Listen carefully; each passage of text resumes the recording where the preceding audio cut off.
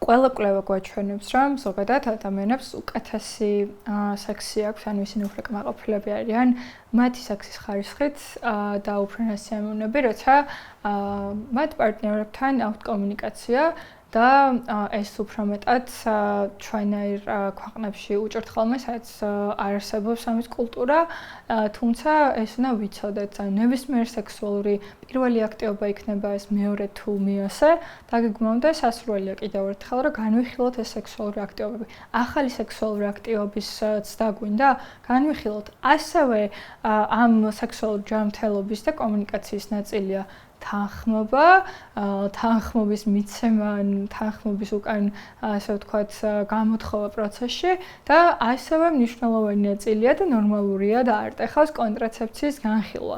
ანუ მაგალითად, გეგმავთ პირველ სექსუალურ კონტაქტს, უნდა ვიცოდეთ, რომ შეგვიძლია ჩვენ პარტნიორთან ვისაუბროთ კონტრაცეფციის სახეობებზე, რომლებს გამოვიყენებთ, რომელი უფრო ეფექტური იქნება, საკმარისი ინფო თუ არ გაქვთ, მოხვიდეთ, ანუ ვიდეოს უყურეთ, მაგალითად, კონდომი ძალიან მარტივი გამოსაყენებელია, ძალიან მარტივად შეგიძლიათ შეიძინოთ, არის ბარიერული კონტრაცეფცია და გვიცავს უგუგუტო ინფექციებისგან, როგორც ვიცით და გვიცავს არასასურველი ორსულობისგან.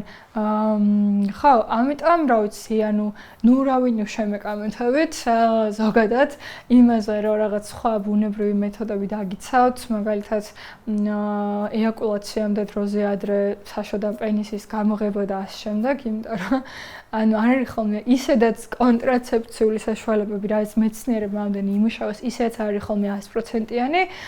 წესების დაცვით თუ გამოვიყენებთ, ისედაც მცირდება ხოლმე მათი ეფექტურობის პროცენტულობა უკვე და შესაბამისად, ანუ ბუნებრივი მეთოდებით, რა თქმა უნდა, ძალიან მცირე ეფექტურობით გამოირჩევა. ერთხელ გაგვიმართლა, არნიშნავს, რომ ყოველთვის გაგვიმართლებს. ამიტომ ისაუბრეთ თქვენს პარტნიორთან, პირველად გქონდეთ მასთან სექსი თუ მერამდე და არ აქვს მნიშვნელობა, კონტრაცეფციის სახეობებზე და თუ რაიმე ხანგრძლივის ან რაღაც კონკრეტული შერჩევა გსურთ, კი ბატონო, შევარჩიოთ ერთად.